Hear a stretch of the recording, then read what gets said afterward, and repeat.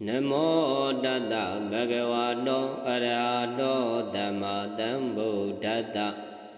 Namo Tata Bhagavato Arahato Dhammasambuddhassa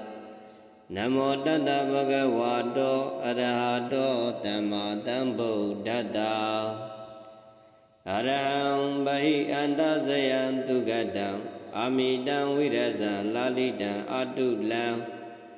Saranam Dibaupa Dhamma Yamakam Tukadam Taranam Panamami Zina Araham Lumin Namin Dhamamin Dui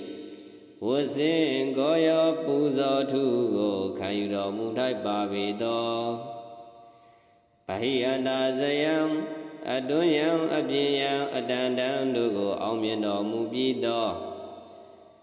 Tugadam Gaundo Zagago Suro Mudabido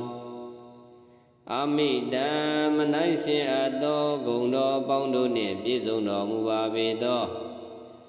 Virazam Yaga Sashido Kilida Munye Jedu Makin Vido Mubabido Lalidam Yaunido Chowdwedo Pien Gomyu Sambe Tinero Mubabido Adulam Tila Zashido Gundo Rujao Tazung Diaudo Dunin Duro Mamuido Saranam Neban Yao Jiao Jingong Ne Bizono Mubabido Tibo Badamam Bawatung Babong Dong Badunai Kilita Dugo Nye Zido Munai Babido Yamagam Yemi Asong Asashi Dodago Piati Harugo Piasan Do Munai Babido Tukadam Luchanda Nachanda Niban Chandago Vedanado Munda Babido Taranam Luna Myazwa Winiyai Atha Guveya Asit Egam Jidom Babido Sinam Mangabarugo Aundo Mubido Myaswa Bayago Aham Kandana Yuk the Mume Ko the Vidoti Panama Ming Kanye Yojo Dara Pyoye Lesevia Tema Mo Yue Shiko Laibai Myaswa Paya Ehi Maidam Ehi Labam Ehi Danam Ehi Dukam Ehi Arojam Ehi Maidam Maikong Sui Gong Pien Song Zi Bong Boya Jindi Aman Sin Zip Ekam Chibazi Dari Ehi Labam Dhamma Aziwa Pien Yashido Lalaba Ni Song Zi Yajim Lewedo Yasi Jindi Aman Sinse Chibasi Dari Ehi Danam Tayamyata Do Lalaba Madi Osa Si Zing Tizong Jindi Aman Sinse Chibasi Dari Ehi Dukam Say Chanda Jin Ko I Chanda Jin Ko say na long dong ba song pien chanda jin di aman sin si pibasi dari Ehi arojam Ayue dong ba desi tin sa shini sin kala balong nai Anayoga kin sin jin di aman sin si pibasi dari Araham Bahi Antasayam Tugadam Amidam Virasam Lalitam Atulam Saranam Dibaupa Dhamma Yamakam Tukadam Taranam Panamami Zina Araham Lumin Namin Dhamamin Dui Wasin Goya Puzo Tugo Kayuro Mutai Babido Bahiyanda Zayam Adunyam Abjiyam Adandam Dugo Aumyando Mubido Tugadam Gaundo Zagago Suro Mudabido အာမိတံမနိုင်ရှင်အပ်သောဂုဏ်တော်ပေါင်းတို့နှင့်ပြည့်စုံတော်မူပါပေသောဝိရဇံယာကစာရှိသောကိလေသာမြူညစ်ကြေးတို့မှကင်းဝေးတော်မူပါပေသောလာလိတံရောင်ကြီးတော်၆တွဲတို့ဖြင့်ကိုမြူစံပဲတင့်တယ်တော်မူပါပေသောအာတုလံတိလစာရှိသောဂုဏ်တော်တို့ကြောင့်တစုံတယောက်သောသူနှင့်သူတော်မမူပေသောစရဏံနိဗ္ဗာန်ရောက်ကြောင်းခြင်းကောင်းနှင့်ပြည့်စုံတော်မူပါပေသောတိဗုပ္ပါတမံဘဝသုံးပါးဘုံသုံးပါးတို့၌ကိလေသာတို့ကိုငြိမ်းအေးစေတော်မူနိုင်ပါပေသောယမကံယေမိအဆုံးဆုံးအစရှိသောတကုဗျာတိဟာတို့ကိုပြာစွမ်းတော်မူနိုင်ပါပေသောဒုက္ခတံလူချမ်းသာနတ်ချမ်းသာနိဗ္ဗာန်ချမ်းသာကိုပေတနာတော်မူတတ်ပါပေသောတရဏံလူနတ်များစွာဝေနေရ၏အာထကိုဝေယအစစ်ဧကံဖြစ်တော်မူပါပေသောဇိနံမံ၅ပါးတို့ကိုအောင်တော်မူပြီးတော့မြတ်စွာဘုရားကိုအဟံခန္ဓာနံယုတ်တမုံမဲ့ခေါ်တပြည့်တော်သည်ပဏာမာမိကိုင်းညွယိုကျိုးတရာဖြိုး၍လက်ဆယ်ပြားထိတ်မှမိုး၍ရှေခိုးလိုက်ပါ၏မြတ်စွာဘုရားဧဟိမိတ္တံဧဟိလာဗံဧဟိဒနံဧဟိဒုက္ခံဧဟိအာရောကြံဧဟိမိတ္တံမိတ်ကောင်းဆွေကောင်းဖြင့်ဆုံစည်းပေါင်းဖော်ရခြင်းသည်အမှန်စင်စစ်ဧကံဖြစ်ပါစေတည်းဧဟိလာဗံဓမ္မအာဇီဝဖြင့်ရရှိသောလတ်လာဘနှင့်ဆုံစည်းရခြင်းလက်ဝဲတို့ရရှိခြင်းသည်အမှန်စင်စစ်ဖြစ်ပါစေတည်းဧဟိဒနံတရားမြတ်တာတော်လတ်လာဘမှသည်ဥစ္စာစီစိန်ပြည့်စုံခြင်းသည်အမှန်စင်စစ်ဖြစ်ပါစေတည်းဧဒုက္ခံစိတ်ချမ်းသာခြင်းကိုယ်ဤချမ်းသာခြင်းကိုယ်စိတ်နှလုံးသုံးပါးအစုံဖြင့်ချမ်းသာခြင်းသည်အမှန်စင်စစ်ဖြစ်ပါစေတည်းဧဟိအာရောကြံအရွယ်သုံးပါးသစ္စီထင်ရှားရှိနေစဉ်ကာလပတ်လုံး၌အနာယောဂကင်းစင်ခြင်းသည်အမှန်စင်စစ်ဖြစ်ပါစေတည်းအရဟံဗဟိအန္တဇယံသူကတံအာမိတံဝိရဇံလာလိတံအတုလံစရဏံဒီဗုပ္ပဓမ္မယမကံဒုက္ခတံတရဏံပနာမမိဇိနံအရဟံလူမင်းနမင်းမြမမင်းတို့၏ဝဇင်ကိုရောပူဇော်ထုကိုခံယူတော်မူထိုက်ပါပေသောဗဟိအန္တာဇယံအတွင်းယံအပြင်ယံအတန်တန်တို့ကိုအောင်မြင်တော်မူပြီးသောဒုက္ခတံကောင်းသောစကားကိုဆိုတော်မူတတ်ပေသောအာမိတံမနိုင်ရှင်အပ်သောဂုဏ်တော်ပေါင်းတို့နှင့်ပြည့်စုံတော်မူပါပေသောဝိရဇံယာကစာရှိသောကိလေသာမြူညစ်ကြေးတို့မှကင်းဝေးတော်မူပါပေသောလာလိတံရောင်ကြီးတော်၆တွဲတို့ဖြင့်ကိုမြူစံပဲတင့်တယ်တော်မူပါပေသောအာတုလံ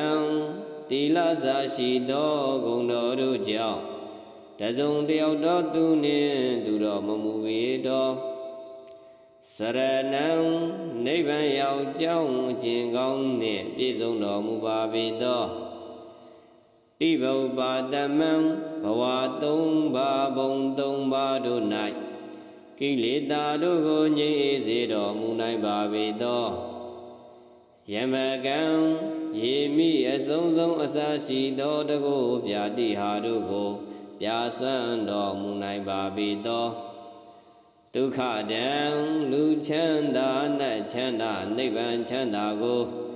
ပေးသနာတော်မူတတ်ပါပေသောတရဏံလူနတ်များစွာဝေနေရ၏အာထကိုဝေယအစစ်ဧကံဖြစ်တော်မူပါပေသောဇိနံမံ၅ပါးတို့ကိုအောင်တော်မူပြီးသောမြတ်စွာဘုရားကိုအဟံခန္ဓာနံယုတ်တမုံမဲ့ခေါ်တပြည့်တော်သည်ပဏမာမိ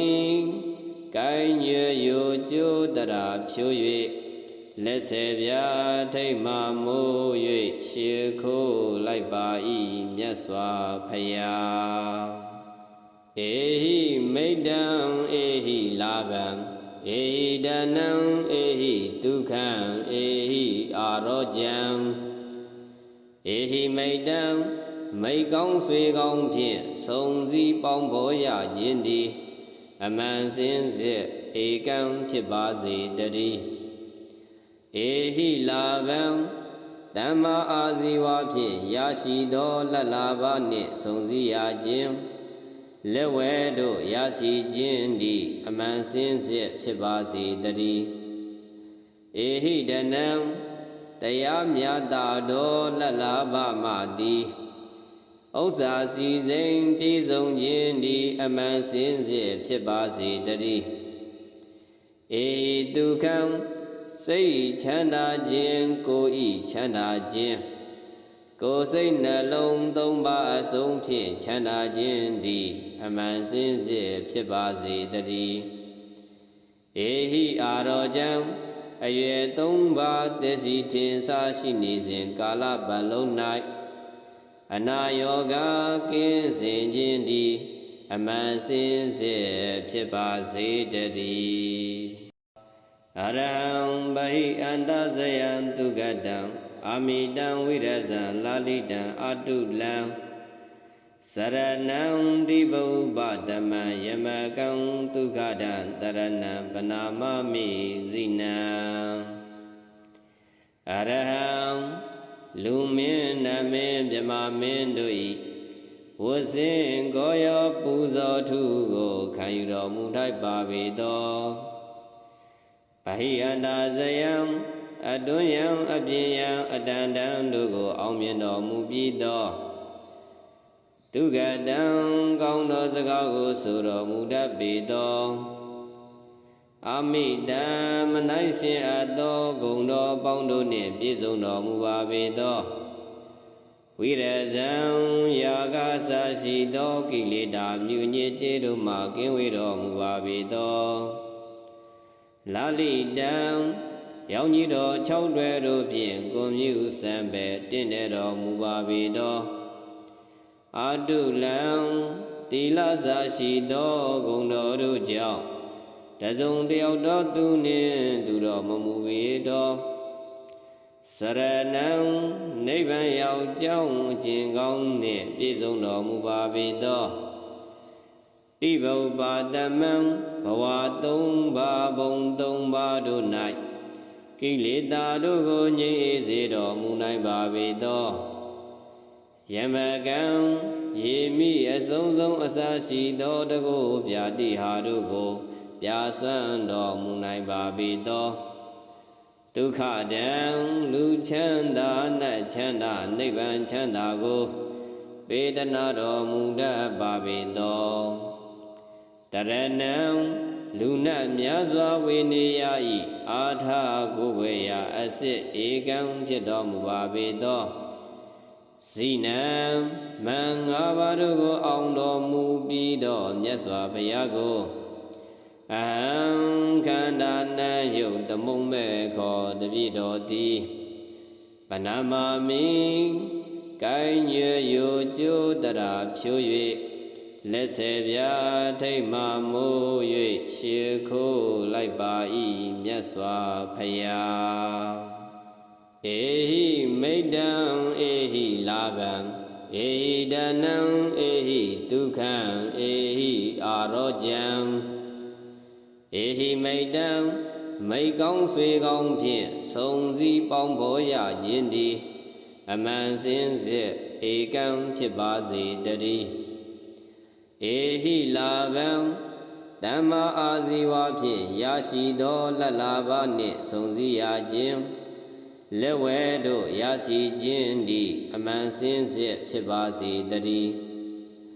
ဧဟိတနံတရားမြတ်သောလက်လာဘမှသည်ဥစ္စာစီစိန်ပြည့်စုံခြင်းသည်အမှန်စင်စစ်ဖြစ်ပါစေတည်းဧဒုက္ခံစိတ်ချမ်းသာခြင်းကိုယ်ဤချမ်းသာခြင်းကိုယ်စိတ်နှလုံးသုံးပါအစုံဖြင့်ချမ်းသာခြင်းသည်အမှန်စင်စစ်ဖြစ်ပါစေတည်းဧဟိအာရောကျံအရွယ်သုံးပါးသစ္စီထင်ရှားရှိနေစဉ်ကာလပတ်လုံး၌အနာယောဂကင်းစင်ခြင်းသည်အမှန်စင်စစ်ဖြစ်ပါစေတည်းအရဟံဗဟိအန္တဇယံသူကတံအာမိတံဝိရဇံလာလိတံအတုလံစရဏံတိဘုပဓမ္မံယမကံဒုက္ခတံတရဏံပနာမမိဇိနံအရဟံလူမင်းနမင်းမြမမင်းတို့ဤဝဇင်ကိုရောပူဇော်ထုကိုခံယူတော်မူထိုက်ပါပေသောဗဟိအန္တာဇယံအတွင်းယံအပြင်ယံအတန်တန်တို့ကိုအောင်မြင်တော်မူပြီးသောဒုက္ခတံကောင်းသောစကားကိုဆိုတော်မူတတ်ပေသောအာမိတံမနိုင်ရှင်အပ်သောဂုဏ်တော်အပေါင်းတို့နှင့်ပြည့်စုံတော်မူပါပေသောဝိရဇံယာဂဆာရှိသောကိလေသာမြူညစ်ကြေးတို့မှကင်းဝေးတော်မူပါပေသောလာလိတံရောင်ကြီးတော်၆တွဲတို့ဖြင့်ကိုမြူစံပဲတင့်တယ်တော်မူပါပေသောအတုလံတိလစာရှိသောဂုဏ်တော်တို့ကြောင့်တစုံတယောက်သောသူနှင့်သူတော်မမူပေသောစရဏံနိဗ္ဗာန်ရောက်ကြောင်းခြင်းကောင်းနှင့်ပြည့်စုံတော်မူပါပေသောတိဘုပ္ပတမံဘဝသုံးပါးဘုံသုံးပါးတို့၌ကိလေသာတို့ကိုငြိမ်းအေးစေတော်မူနိုင်ပါပေသောယမကံယေမိအဆုံးဆုံးအစရှိသောတကုပြာတိဟာတို့ကိုပြာစွမ်းတော်မူနိုင်ပါပေသောဒုက္ခတံလူချမ်းသာနတ်ချမ်းသာနိဗ္ဗာန်ချမ်းသာကိုပေတနာတော်မူတတ်ပါပေသောတရဏံလူနတ်များစွာဝေနေရ၏အာထကိုဝေယအစစ်ဧကံဖြစ်တော်မူပါပေသောဇိနံမံ၅ပါးတို့ကိုအောင်တော်မူပြီးတော့မြတ်စွာဘုရားကိုအဟံခန္ဓာနံယုတ်တမုံမဲ့ခေါ်တပြည့်တော်သည်ပဏာမာမိကိုင်းညွယိုကျိုးတရာဖြိုး၍လက်ဆယ်ပြားထိတ်မှမိုး၍ရှေခိုးလိုက်ပါ၏မြတ်စွာဘုရားဧဟိမိတ္တံဧဟိလာဘံဧဟိဒနံဧဟိဒုက္ခံဧဟိအာရောကျံဧဟိမိတ္တံမိတ်ကောင်းဆွေကောင်းဖြင့်စုံစည်းပေါင်းဖော်ရခြင်းသည်အမှန်စင်စစ်ဧကံဖြစ်ပါစေတည်းဧဟိလာဘံဓမ္မအာဇီဝဖြင့်ရရှိသောလက်လာဘနှင့်စုံစည်းရခြင်းလက်ဝဲတို့ရရှိခြင်းသည်အမှန်စင်စစ်ဖြစ်ပါစေတည်းဧဟိတနံတရားမြတ်သောလက်လာဘမှသည်ဥစ္စာစီစိန်ပြည့်စုံခြင်းသည်အမှန်စင်စစ်ဖြစ်ပါစေတည်းဧဒုက္ခံစိတ်ချမ်းသာခြင်းကိုယ်ဤချမ်းသာခြင်းကိုယ်စိတ်နှလုံးသုံးပါအစုံဖြင့်ချမ်းသာခြင်းသည်အမှန်စင်စစ်ဖြစ်ပါစေတည်းဧဟိအာရောကျံအရွယ်သုံးပါးသစ္စီထင်ရှားရှိနေစဉ်ကာလပတ်လုံး၌အနာယောဂကင်းစင်ခြင်းသည်အမှန်စင်စစ်ဖြစ်ပါစေတည်းအရဟံဗဟိအန္တဇယံသူကတံအာမိတံဝိရဇံလာလိတံအတုလံစ စရဏံတိဗုဗ္ဗဓမ္မယမကံဒုက္ခဒံတရဏံပနာမမိဇိနံအရဟံလူမင်းနမင်းမြမမင်းတို့ဤဝဇင်ကိုရောပူဇော်ထုကိုခံယူတော်မူထိုက်ပါပေသောဗဟိအန္တာဇယံအတွင်းယံအပြင်ယံအတန်တန်တို့ကိုအောင်မြင်တော်မူပြီးသောဒုက္ခတံကောင်းသောစကားကိုဆိုတော်မူတတ်ပေသောအာမိတံမနိုင်ရှင်အပ်သောဂုဏ်တော်ပေါင်းတို့နှင့်ပြည့်စုံတော်မူပါပေသောဝိရဇံယာကဆာရှိသောကိလေသာမြူညစ်ကြေးတို့မှကင်းဝေးတော်မူပါပေသောလာလိတံရောင်ကြီးတော်၆တွဲတို့ဖြင့်ကိုမြူစံပဲတင့်တယ်တော်မူပါပေသောအာတုလံတိလစာရှိသောဂုဏ်တော်တို့ကြောင့်တစုံတယောက်သောသူနှင့်သူတော်မမူပေသောစရဏံနိဗ္ဗာန်ရောက်ကြောင်းအကျင့်ကောင်းနှင့်ပြည့်စုံတော်မူပါပေသောတိဗုဗ္ဗဓမ္မံဘဝသုံးပါးဘုံသုံးပါးတို့၌ကိလေသာတို့ကိုငြိမ်းအေးစေတော်မူနိုင်ပါပေသောယမကံယေမိအဆုံးဆုံးအစရှိသောတကုဗျာတိဟာတို့ကိုပြာစွမ်းတော်မူနိုင်ပါပေသောဒုက္ခတံလူချမ်းသာနတ်ချမ်းသာနိဗ္ဗာန်ချမ်းသာကိုပေတနာတော်မူတတ်ပါပေသောတရဏံလူနတ်များစွာဝေနေရ၏အာထကိုဝေယအစစ်ဧကံဖြစ်တော်မူပါပေသောဇိနံမံ၅ပါးတို့ကိုအောင်တော်မူပြီးတော့မြတ်စွာဘုရားကိုအဟံခန္ဓာနံယုတ်တမုံမဲ့ခေါ်တပြည့်တော်သည်ပဏမမိကိုင်းညွယိုကျိုးတရာဖြိုး၍လက်ဆယ်ပြားထိတ်မှမိုး၍ရှေခိုးလိုက်ပါ၏မြတ်စွာဘုရားဧဟိမိတ္တံဧဟိလာဗံဧဟိဒနံဧဟိဒုက္ခံဧဟိအာရောကြံဧဟိမိတ္တံမိတ်ကောင်းဆွေကောင်းဖြင့်ဆုံစည်းပေါင်းဖော်ရခြင်းသည်အမှန်စင်စစ်ဧကံဖြစ်ပါစေတည်းဧဟိလာဗံဓမ္မအာဇီဝဖြင့်ရရှိသောလတ်လာဘနှင့်ဆုံစည်းရခြင်းလက်ဝဲတို့ရရှိခြင်းသည်အမှန်စင်စစ်ဖြစ်ပါစေတည်းဧဟိဒနံတရားမြတ်တာတော်လတ်လာဘမှသည်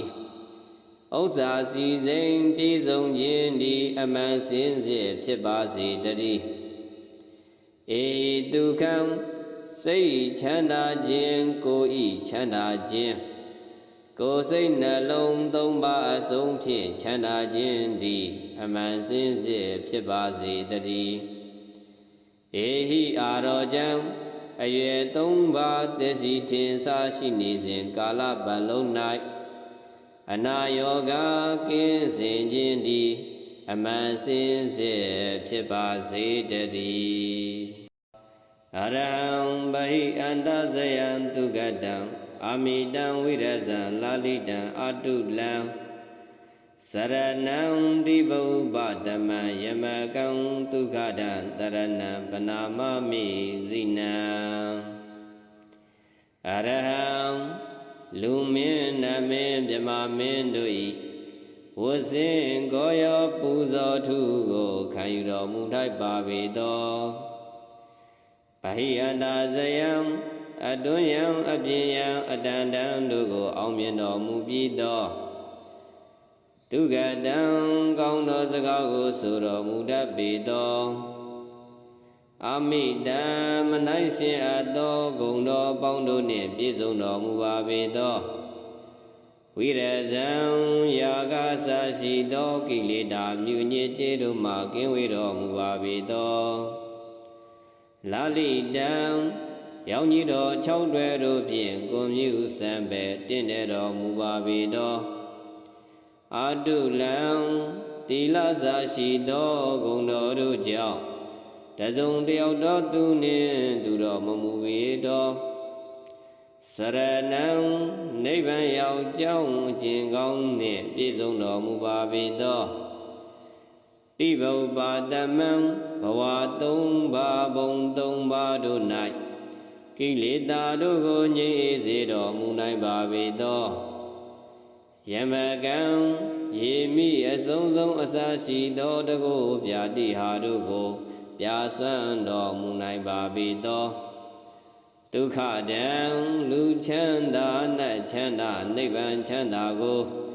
ပေးတနာတော်မူတတ်ပါပေသောတရဏံ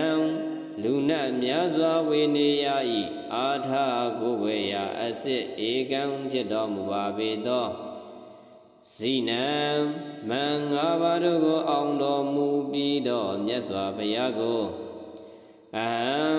ခန္ဓာနံယုတ်တမုံမဲ့ခေါ်တပိတော်သည်ဗနာမာမိကိုင်းညွယိုကျိုးတရာဖြိုး၍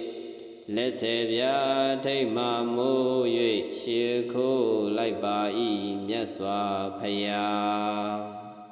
ဧဟိမိတ္တံဧဟိလာဗံဧဟိဒနံဧဟိဒုက္ခံဧဟိအာရောကြံဧဟိမိတ္တံ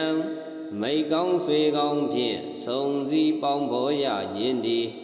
အမှန်စင်စစ်ဧကံဖြစ်ပါစေတည်းဧဟိလာဗံဓမ္မအာဇီဝဖြင့်ရရှိသောလတ်လာဘနှင့်ဆုံစည်းရခြင်းလက်ဝဲတို့ရရှိခြင်းသည်အမှန်စင်စစ်ဖြစ်ပါစေတည်းဧဟိဒနံတရားမြတ်တာသောလတ်လာဘမှသည်ဥစ္စာစီစိန်ပြည့်စုံခြင်းသည်အမှန်စင်စစ်ဖြစ်ပါစေတည်းဧဒုက္ခံစိတ်ချမ်းသာခြင်းကိုယ်ဤချမ်းသာခြင်းကိုယ်စိတ်နှလုံးသုံးပါးအစုံဖြင့်ချမ်းသာခြင်းသည်အမှန်စင်စစ်ဖြစ်ပါစေတည်းဧဟိအာရောကြံအရွယ်သုံးပါးတရှိထင်ရှားရှိနေစဉ်ကာလပတ်လုံး၌အနာယောဂကင်းစင်ခြင်းသည်အမှန်စင်စစ်ဖြစ်ပါစေတည်းအရံဗဟိအန္တဇယံသူကတံအာမိတံဝိရဇံလာလိတံအတုလံ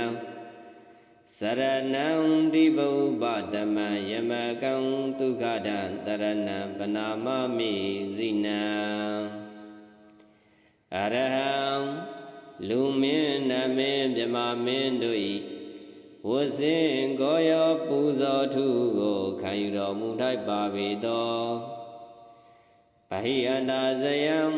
အတွန်းယံအပြင်ယံအတန်တန်တို့ကိုအောင်မြင်တော်မူပြီးသောဒုက္ခတံကောင်းသောစကားကိုဆိုတော်မူတတ်ပေသော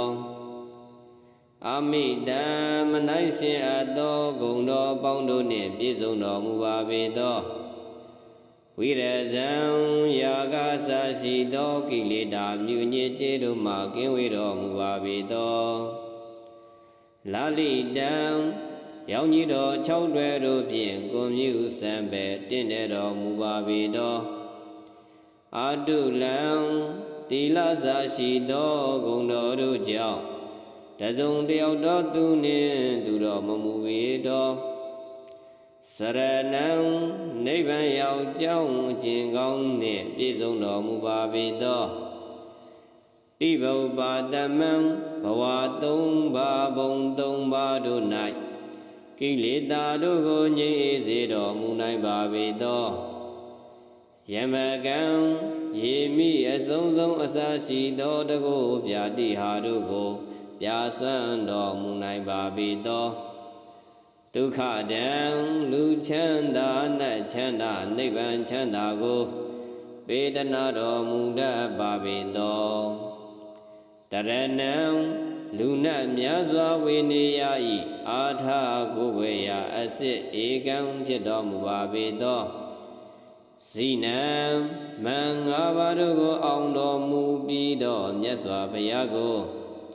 အဟံ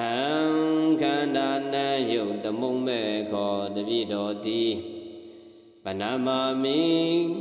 ကိုင်းညွယိုကျိုးတရာဖြိုး၍လက်ဆယ်ပြားထိတ်မှမိုး၍ရှေခိုးလိုက်ပါ၏မြတ်စွာဘုရားဧဟိမိတ္တံဧဟိလာဗံဧဟိဒနံဧဟိဒုက္ခံ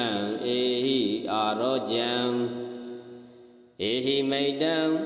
မိတ်ကောင်းဆွေကောင်းဖြင့်ဆုံစည်းပေါင်းဘောရခြင်းသည်အမှန်စင်စစ်ဧကံဖြစ်ပါစေတည်းဧဟိလာဗံဓမ္မာအာဇီဝဖြင့်ရရှိသောလက်လာဘနှင့်ဆုံစည်းရခြင်းလက်ဝဲတို့ရရှိခြင်းသည်အမှန်စင်စစ်ဖြစ်ပါစေတည်းဧဟိဒနံတရားမြတ်သောလက်လာဘမှသည်ဥစ္စာစီစိန်ပြည့်စုံခြင်းသည်အမှန်စင်စစ်ဖြစ်ပါစေတည်းဧဒုက္ခံစိတ်ချမ်းသာခြင်းကိုယ်ဤချမ်းသာခြင်းကိုယ်စိတ်နှလုံးသုံးပါအစုံဖြင့်ချမ်းသာခြင်းသည်အမှန်စင်စစ်ဖြစ်ပါစေတည်းဧဟိအာရောကြံအရွယ်သုံးပါးသစ္စီထင်ရှားရှိနေစဉ်ကာလပတ်လုံး၌အနာယောဂကင်းစင်ခြင်းသည်အမှန်စင်စစ်ဖြစ်ပါစေတည်းအရဟံဗဟိအန္တဇယံသူကတံအာမိတံဝိရဇံလာလိတံအတုလံစရဏံတိဘုပ္ပဓမ္မယမကံဒုက္ခတံတရဏံပနာမမိဇိနံအရဟံလူမင်းနမင်းမြမမင်းတို့ဤဝဇင်ကိုရောပူဇော်ထုကိုခံယူတော်မူထိုက်ပါပေသောဗဟိအန္တာဇယံအတွန်းယံအပြင်ယံအတန်တန်တို့ကိုအောင်မြင်တော်မူပြီးသောဒုက္ခတံကောင်းသောစကားကိုဆိုတော်မူတတ်ပေသောအာမိတံမနိုင်ရှင်အပ်သောဂုဏ်တော်ပေါင်းတို့နှင့်ပြည့်စုံတော်မူပါပေသောဝိရဇံယာကစာရှိသောကိလေသာမြူညစ်ကြေးတို့မှကင်းဝေးတော်မူပါပေသောလာလိတံရောင်ကြီးတော်၆တွဲတို့ဖြင့်ကိုမြူစံပဲတင့်တယ်တော်မူပါပေသောအာတုလံတိလစာရှိသောဂုဏ်တော်တို့ကြောင့်တစုံတယောက်သောသူနှင့်သူတော်မမူပေသောစရဏံနိဗ္ဗာန်ရောက်ကြောင်းခြင်းကောင်းနှင့်ပြည့်စုံတော်မူပါပေသောတိဘုပ္ပတမံဘဝသုံးပါးဘုံသုံးပါးတို့၌ကိလေသာတို့ကိုငြိမ်းစေတော်မူနိုင်ပါပေသောယမကံယေမိအဆုံးဆုံးအစရှိသောတကုပြာတိဟာတို့ကိုပြာစွမ်းတော်မူနိုင်ပါပေသောဒုက္ခတံလူချမ်းသာနတ်ချမ်းသာနိဗ္ဗာန်ချမ်းသာကိုပေတနာတော်မူတတ်ပါပေသောတရဏံလူနတ်များစွာဝေနေရ၏အာထကိုဝေယအစစ်ဧကံဖြစ်တော်မူပါပေသောဇိနံမံ၅ပါးတို့ကိုအောင်တော်မူပြီးသောမြတ်စွာဘုရားကိုအဟံခန္ဓာနံယုတ်တမုံမဲ့ခေါ်တပြည့်တော်သည်ပဏမမိကိုင်းညွယိုကျိုးတရာဖြိုး၍လက်ဆယ်ပြားထိတ်မှမိုး၍ရှေခိုးလိုက်ပါ၏မြတ်စွာဘုရားဧဟိမိတ္တံဧဟိလာဗံဧဟိဒနံဧဟိဒုက္ခံဧဟိအာရောကြံဧဟိမိတ္တံမိတ်ကောင်းဆွေကောင်းဖြင့်ဆုံစည်းပေါင်းဘောရခြင်းသည်အမှန်စင်စစ်ဧကံဖြစ်ပါစေတည်းဧဟိလာဗံဓမ္မာအာဇီဝဖြင့်ရရှိသောလက်လာဘနှင့်ဆုံစည်းရခြင်းလက်ဝဲတို့ရရှိခြင်းသည်အမှန်စင်စစ်ဖြစ်ပါစေတည်းဧဟိဒနံတရားမြတ်သောလက်လာဘမှသည်ဥစ္စာစီစိန်ပြည့်စုံခြင်းသည်အမှန်စင်စစ်ဖြစ်ပါစေတည်းဧဒုက္ခံစိတ်ချမ်းသာခြင်းကိုယ်ဤချမ်းသာခြင်း ကိုယ်စိတ်နှလုံးသုံးပါးအဆုံးဖြင့်ချမ်းသာခြင်းသည်အမှန်စင်စစ်ဖြစ်ပါစေတည်းဧဟိအာရောကျံအရွယ်သုံးပါးသစ္စီထင်ရှားရှိနေစဉ်ကာလပတ်လုံး၌အနာယောဂကင်းစင်ခြင်းသည်အမှန်စင်စစ်ဖြစ်ပါစေတည်းအရဟံဗဟိအန္တဇယံသူကတံအာမိတံဝိရဇံလာလိတံအတုလံစရဏံဒီဗုပ္ပဓမ္မယမကံဒုက္ခတံတရဏံပနာမမိဇိနံအရဟံလူမင်းနမင်းမြမမင်းတို့၏ဝဇင်ကိုရောပူဇော်ထုကိုခံယူတော်မူထိုက်ပါပေသောဗဟိအန္တာဇယံအတွင်းယံအပြင်ယံအတန်တန်တို့ကိုအောင်မြင်တော်မူပြီးသောသူကတံကောင်းသောစကားကိုဆိုတော်မူတတ်ပေသောအာမိတံမနိုင်ရှင်အပ်သောဂုဏ်တော်ပေါင်းတို့နှင့်ပြည့်စုံတော်မူပါပေသောဝိရဇံယာကဆာရှိသောကိလေသာမြူညစ်ကြေးတို့မှကင်းဝေးတော်မူပါပေသောလာလိတံရောင်ကြီးတော်၆တွဲတို့ဖြင့်ကိုမြူစံပဲတင့်တယ်တော်မူပါပေသောအာတုလံတိလစာရှိသောဂုဏ်တော်တို့ကြောင့်တစုံတယောက်သောသူနှင့်သူတော်မမူပေသောစရဏံနိဗ္ဗာန်ရောက်ကြောင်းအကျင့်ကောင်းနှင့်ပြည့်စုံတော်မူပါပေသောတိဗုပ္ပတမံဘဝသုံးပါးဘုံသုံးပါးတို့၌ကိလေသာတို့ကိုငြိမ်းအေးစေတော်မူနိုင်ပါပေသောယမကံယေမိအဆုံးဆုံးအစရှိသောတကုပြာတိဟာတို့ကိုပြာစွမ်းတော်မူနိုင်ပါပေသောဒုက္ခတံလူချမ်းသာနတ်ချမ်းသာနိဗ္ဗာန်ချမ်းသာကိုပေတနာတော်မူတတ်ပါပေသောတရဏံလူနတ်များစွာဝေနေရ၏အာထကိုဝေယအစစ်ဧကံဖြစ်တော်မူပါပေသောဇိနံမံ၅ပါးတို့ကိုအောင်တော်မူပြီးသောမြတ်စွာဘုရားကိုအဟံခန္ဓာနံယုတ်တမုံမဲ့ခေါ်တပြည့်တော်သည်ပဏမမိကိုင်းရွယ်ယိုကျိုးတရာဖြိုး၍လက်ဆယ်ပြားထိတ်မှမိုး၍ရှေခိုးလိုက်ပါ၏မြတ်စွာဘုရားဧဟိမိတ္တံဧဟိလာဗံဧဟိဒနံဧဟိဒုက္ခံဧဟိအာရောကျံဧဟိမိတ္တံမိတ်ကောင်းဆွေကောင်းဖြင့်ဆုံစည်းပေါင်းဖော်ရခြင်းသည်အမှန်စင်စစ်ဧကံဖြစ်ပါစေတည်းဧဟိလာဗံဓမ္မအာဇီဝဖြင့်ရရှိသောလတ်လာဘနှင့်ဆုံစည်းရခြင်းလက်ဝဲတို့ရရှိခြင်းသည်အမှန်စင်စစ်ဖြစ်ပါစေတည်းဧဟိဒနံတရားမြတ်တာသောလတ်လာဘမှသည်ဥစ္စာစီစိန်ပြည့်စုံခြင်းသည်အမှန်စင်စစ်ဖြစ်ပါစေတည်းဧဒုက္ခံစိတ်ချမ်းသာခြင်းကိုယ်ဤချမ်းသာခြင်းကိုယ်စိတ်နှလုံးသုံးပါးအဆုံးဖြင့်ချမ်းသာခြင်းသည်အမှန်စင်စစ်ဖြစ်ပါစေတည်းဧဟိအာရောကျံအရွယ်သုံးပါးသစ္စီထင်ရှားရှိနေစဉ်ကာလပတ်လုံး၌အနာယောဂ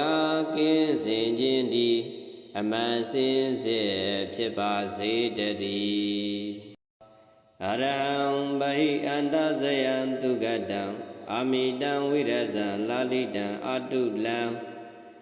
စရဏံဒီဗုပ္ပဓမ္မယမကံဒုက္ခတံတရဏံပနာမမိဇိနံအရဟံလူမင်းနမင်းမြမမင်းတို့၏ဝဇင်ကိုရောပူဇော်ထုကိုခံယူတော်မူထိုက်ပါပေသောဗဟိအန္တာဇယံအတွင်းယံအပြင်ယံအတန်တန်တို့ကိုအောင်မြင်တော်မူပြီးသောဒုက္ခတံကောင်းသောစကားကိုဆိုတော်မူတတ်ပေသော အာမိတံမနိုင်ရှင်အပ်သောဂုဏ်တော်ပေါင်းတို့နှင့်ပြည့်စုံတော်မူပါပေသောဝိရဇံယာကစာရှိသောကိလေသာမြူညစ်ကြေးတို့မှကင်းဝေးတော်မူပါပေသောလာလိတံရောင်ကြီးတော်၆တွဲတို့ဖြင့်ကိုမြူစံပဲတင့်တယ်တော်မူပါပေသောအာတုလံတိလစာရှိသောဂုဏ်တော်တို့ကြောင့်တစုံတယောက်သောသူနှင့်သူတော်မမူပေသောစရဏံနိဗ္ဗာန်ရောက်ကြောင်းခြင်းကောင်းနှင့်ပြည့်စုံတော်မူပါပေသောတိဗုပ္ပါတမံဘဝသုံးပါးဘုံသုံးပါးတို့၌ကိလေသာတို့ကိုငြိမ်းအေးစေတော်မူနိုင်ပါပေသောယမကံယေမိအဆုံးဆုံးအစရှိသောတကုပြာတိဟာတို့ကိုပြာစွမ်းတော်မူနိုင်ပါပေသောဒုက္ခတံလူချမ်းသာနတ်ချမ်းသာနိဗ္ဗာန်ချမ်းသာကိုပေတနာတော်မူတတ်ပါပေသောတရဏံလူနတ်များစွာဝေနေရ၏အာထကိုယ်ွယ်ရာအစစ်ဧကံဖြစ်တော်မူပါပေသောဇိနံမံ၅ပါးတို့ကိုအောင်တော်မူပြီးတော့မြတ်စွာဘုရားကိုအဟံခန္ဓာနံယုတ်တမုံမဲ့ခေါ်တပိတော်သည်ပဏမာမိကိုင်းညွယိုကျိုးတရာဖြိုး၍လက်ဆေပြထိတ်မှမိုး၍ရှေခိုးလိုက်ပါ၏မြတ်စွာဘုရားဧဟိမိတ္တံဧဟိလာဗံဧဟိဒနံဧဟိဒုက္ခံဧဟိအာရောကြံဧဟိမိတ္တံမိတ်ကောင်းဆွေကောင်းဖြင့်ဆုံစည်းပေါင်းဖော်ရခြင်းသည်အမှန်စင်စစ်ဧကံဖြစ်ပါစေတည်းဧဟိလာဗံဓမ္မအာဇီဝဖြင့်ရရှိသောလတ်လာဘနှင့်ဆုံစည်းရခြင်းလက်ဝဲတို့ရရှိခြင်းသည်အမှန်စင်စစ်ဖြစ်ပါစေတည်းဧဟိဒနံတရားမြတ်သောလတ်လာဘမှသည်ဥစ္စာစီစိန်ပြည့်စုံခြင်းသည်အမှန်စင်စစ်ဖြစ်ပါစေတည်းဧဒုက္ခံစိတ်ချမ်းသာခြင်းကိုယ်ဤချမ်းသာခြင်းကိုယ်စိတ်နှလုံးသုံးပါးအစုံဖြင့်ချမ်းသာခြင်းသည်အမှန်စင်စစ်ဖြစ်ပါစေတည်းဧဟိအာရောကြံအရွယ်သုံးပါးတစီထင်ရှားရှိနေစဉ်ကာလပတ်လုံး၌အနာယောဂကင်းစင်ခြင်းသည်အမှန်စင်စစ်ဖြစ်ပါစေတည်းအရဟံဗဟိအန္တဇယံသူကတံအာမိတံဝိရဇံလာလိတံအတုလံစရဏံတိဗုပ္ပတမံယမကံဒုက္ခတံတရဏံပနာမမိဇိနံအရဟံလူမင်းနမင်းမြမမင်းတို့၏ဝဇင်ကိုရောပူဇော်ထုကိုခံယူတော်မူထိုက်ပါပေသောဗဟိအန္တာဇယံအတွင်းယံအပြင်ယံအတန်တန်တို့ကိုအောင်မြင်တော်မူပြီးသောဒုက္ခတံကောင်းသောစကားကိုဆိုတော်မူတတ်ပေသောအာမိတံမနိုင်ရှင်အပ်သောဂုဏ်တော်ပေါင်းတို့နှင့်ပြည့်စုံတော်မူပါပေသောဝိရဇံယာကစာရှိသောကိလေသာမြူညစ်ကြေးတို့မှကင်းဝေးတော်မူပါပေသောလာလိတံရောင်ကြီးတော်၆တွဲတို့ဖြင့်ကိုမြူစံပဲတင့်တယ်တော်မူပါပေသောအာတုလံတိလစာရှိသောဂုဏ်တော်တို့ကြောင့်တစုံတယောက်သောသူနှင့်သူတော်မမူပေသောစရဏံနိဗ္ဗာန်ရောက်ကြောင်းခြင်းကောင်းနှင့်ပြည့်စုံတော်မူပါပေသောတိဗုပ္ပါတမံဘဝသုံးပါးဘုံသုံးပါးတို့၌ကိလေသာတို့ကိုငြိမ်းအေးစေတော်မူနိုင်ပါပေသောယမကံယေမိအဆုံးဆုံးအစရှိသောတကုပြာတိဟာတို့ကိုပြာစွမ်းတော်မူနိုင်ပါပေသော ဒုက္ခတံလူချမ်းသာနတ်ချမ်းသာနိဗ္ဗာန်ချမ်းသာကိုပေးသနာတော်မူတတ်ပါပေသောတရဏံလူနတ်များစွာဝေနေရ၏အာထကိုယ်ဝေယအစစ်ဧကံဖြစ်တော်မူပါပေသောဇိနံမံ၅ပါးတို့ကိုအောင်တော်မူပြီးတော့မြတ်စွာဘုရားကိုအဟံခန္ဓာနံယုတ်တမုံမဲ့ခေါ်တပြည့်တော်သည်ပဏာမာမိကိုင်းရွယ်ယိုကျိုးတရာဖြိုး၍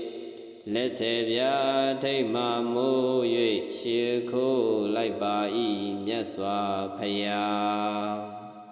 ဧဟိမိတ္တံဧဟိလာဗံဧဟိဒနံဧဟိဒုက္ခံဧဟိအာရောကြံဧဟိမိတ္တံမိတ်ကောင်းဆွေကောင်းဖြင့်ဆုံစည်းပေါင်းဘောရခြင်းသည်အမှန်စင်စစ်ဧကံဖြစ်ပါစေတည်းဧဟိလာဗံဓမ္မာအာဇီဝဖြင့်ရရှိသောလက်လာဘနှင့်ဆုံစည်းရခြင်းလက်ဝဲတို့ရရှိခြင်းသည်အမှန်စင်စစ်ဖြစ်ပါစေတည်းဧဟိဒနံတရားမြတ်သောလက်လာဘမှသည်ဥစ္စာစီစိန်ပြည့်စုံခြင်းသည်အမှန်စင်စစ်ဖြစ်ပါစေတည်းဧဒုက္ခံစိတ်ချမ်းသာခြင်းကိုယ်ဤချမ်းသာခြင်းကိုယ်စိတ်နှလုံးသုံးပါအစုံဖြင့်ချမ်းသာခြင်းသည်အမှန်စင်စစ်ဖြစ်ပါစေတည်းဧဟိအာရောကြံအရွယ်သုံးပါးသစ္စီထင်ရှားရှိနေစဉ်ကာလပတ်လုံး၌အနာယောဂကင်းစင်ခြင်းသည်အမှန်စင်စစ်ဖြစ်ပါစေတည်း